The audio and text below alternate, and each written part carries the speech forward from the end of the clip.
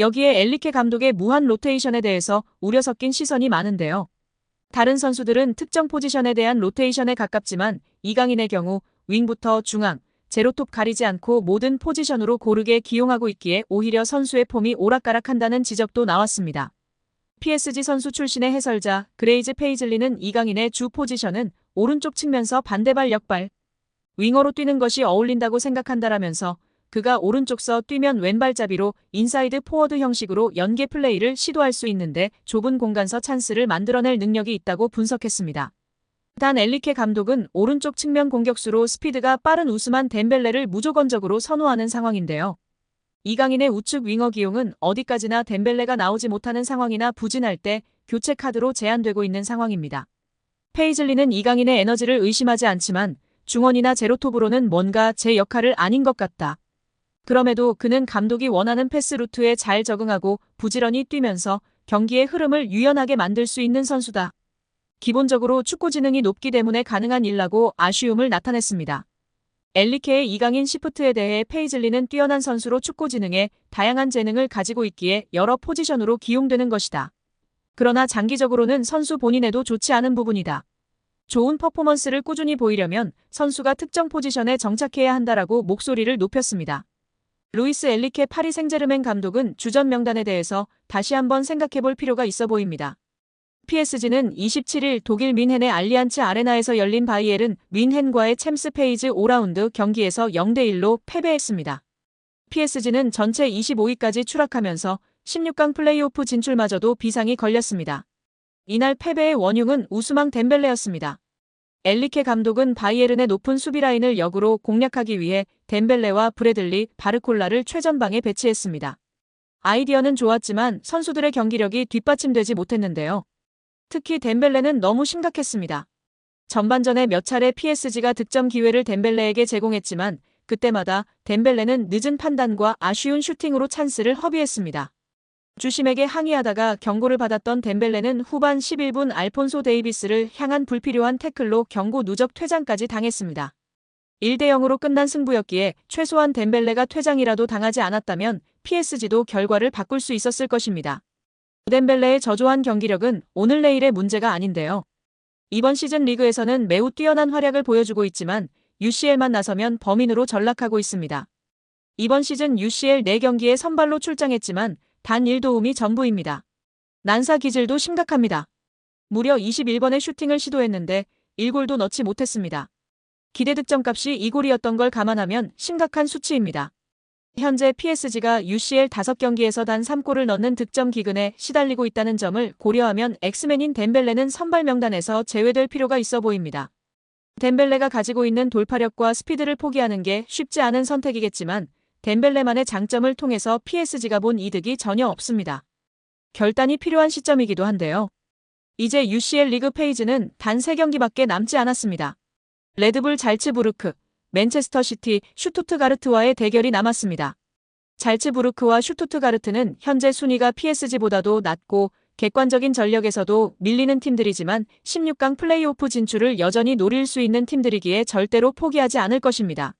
그리고 최근 최악의 분위기를 보내고 있는 맨시티지만 절대로 무시할 수 없는 상대입니다. 덴벨레를 빼고 무조건 이강인을 넣을 필요는 없지만 현재 주전 경쟁을 할 수 있는 선수 중 제일 경쟁력 있는 선수가 이강인입니다. 이번 바이에른전에서도 교체로 투입된 이강인이 공격을 제일 잘 풀어줬습니다. 이강인을 굳이 안 넣을 이유도 없는 상황입니다. 엘리케 감독의 결단이 필요한데요. 덴벨레와 대도적의 이강인은 교체 투입된 이후 PSG의 공격에 활력을 불어넣고 있습니다. 그는 짧은 시간 동안 날카로운 드리블과 패스로 기회를 창출하며 팬들에게 강렬한 인상을 남겼습니다. 그러니 당연스럽게 이강인의 선발 제외 결정에 대해 의문이 제기됐습니다. 당연히 이강인을 선발로 내세우지 않은 결정은 PSG의 공격 정체를 자초한 원인이라는 지적이 나오고 있습니다. 팬들은 SNS를 통해 이강인이 처음부터 뛰었다면 경기 결과는 달라졌을 것이라며 감독의 결정을 강하게 질타했습니다. 결국 PSG는 챔피언스리그 조별리그에서 2번째 패배를 기록하며 조별리그 통과에 적신호가 켜졌습니다. 프랑스 레퀴프는 PSG는 전반에 더 나은 경기를 펼칠 수도 있었다.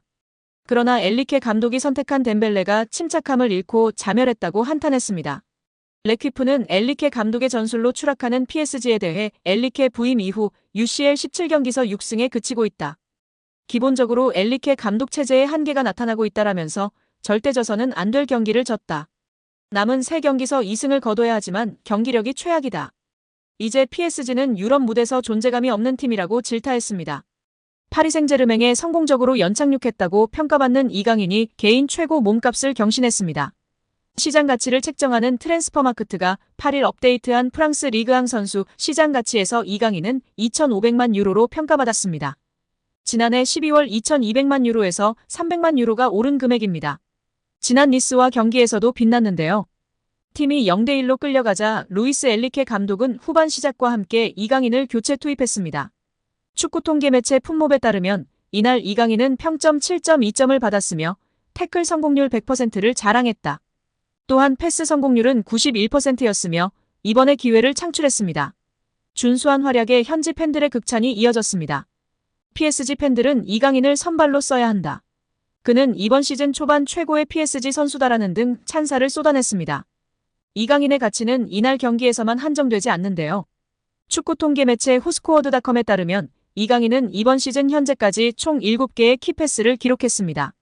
니스전을 포함해 총 423분을 소화한 이강인은 90분당 3.6개의 키패스를 기록했으며 이 기록은 리그앙 1위, 유럽 5대 리그 선수 중에선 7위의 기록입니다. 이강인의 위에는 부카요 사카, 케빈 데 브라위너 등이 자리했습니다. 놀랍게도 리그앙에서 키패스가 가장 많지만 이번 시즌 이강인은 어시스트가 하나도 없는데요. 이강인의 패스를 받은 동료들이 제대로 마무리하지 못하고 있다는 것으로 해석할 수 있습니다. 여기에 이번 시즌 이강인이 엄청난 득점력을 자랑하고 있는데요.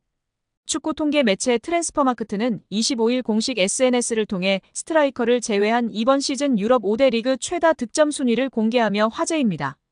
1위는 10골의 모하메드 살라였습니다. 이어 9골로 브래들리 바르콜라였고 8골로 브라이언 음베모, 메이슨 그린우드, 비니시우스 주니오르 하피냐였습니다. 7골로 아데몰라 루크만, 콜 팔머였습니다. 이어 6골로 아메드 트라오레, 이강인이 뒤를 이었습니다. 이강인은 10위였습니다. 올 시즌은 창의적 플레이메이커 유형인 이강인 선수가 득점력을 과시하고 있어 많은 팬들과 전문가들의 기대와 시선이 집중되고 있는데요. 부상 없이 계속해서 맹활약하길 기대하고 응원하겠습니다. 여기에 PSG 첫 시즌이라고 믿기 힘든 영향력인데요. 이강인의 인기가 세계를 강타하고 있습니다. 프랑스와 영국에서도 깜짝 놀랄 정도입니다. 더서는 PSG에서 가장 유니폼을 많이 판 선수는 음바페가 아니다. 그는 한국 출신의 이강인이다. 이강인은 온라인에서 전 세계적으로 유니폼을 가장 많이 팔아치운 PSG 선수다. 심지어 PSG의 간판 스타 음바페, 하키미, 덴벨레를 뛰어넘었다. PSG는 서울에 팀스토어까지 열었다라고 소개했습니다. 실제로 이강인의 유니폼은 대부분 아시아 팬들이 온라인에서 구매한 것으로 알려졌습니다. 그만큼 한국의 영향력이 대단한데요. 이강인의 오프라인 유니폼 판매 순위도 음바페에 이어 2위인 것으로 알려졌습니다. 여러 한국 기업이 PSG와 연계 마케팅을 펼치는 것도 전혀 무리가 아닙니다. 형들의 사랑도 독차지하고 있습니다. 프랑스 리그앙 영국 계정은 이강인의 축구와의 동료들이 사인을 한 사진을 올렸습니다. 주인공은 케일러 나바스와 마르코 아센시오였습니다. 이 계정은 이강인의 축구화가 나바스와 아센시오의 사인으로 꾸며졌다고 보도했습니다. 이강인이 동료 선수들에게 큰 신뢰를 얻고 있다는 증거입니다. 리그앙에 따르면 이강인의 PSG 입단 후 한국 팬들의 PSG 홈경기장 출입이 20%나 증가했습니다. 한국 팬들이 스타디움 투어를 하는 횟수는 무려 300% 폭증했습니다. 그만큼 파리 관광을 가면 PSG 구장을 가는 것이 무조건 투어 핫플로 자리 잡았습니다. 이에 많은 팬들과 전문가들은 이강인이 영국 프리미어리그에서 뛸 날도 머지 않았다고 보는 시선도 많아지고 있습니다. 프랑스 거함에서 트로피 맛 좀 보다가 프리미어리그 명문 클럽에서 뛸 이강인을 기대하고 있는데요. 과연 어떻게 될까요? 프리미어리그가 가장 박진감 넘치고 중계 시간도 나름 괜찮은데요. 다만 이강인 선수가 어린 시절 스페인 출신이다 보니 바르셀로나, 레알 마드리드, AT 마드리드와 같은 팀에서 뛰는 걸 바라는 분들도 계신데요. 우리 구독자 여러분들의 생각은 어떠신가요?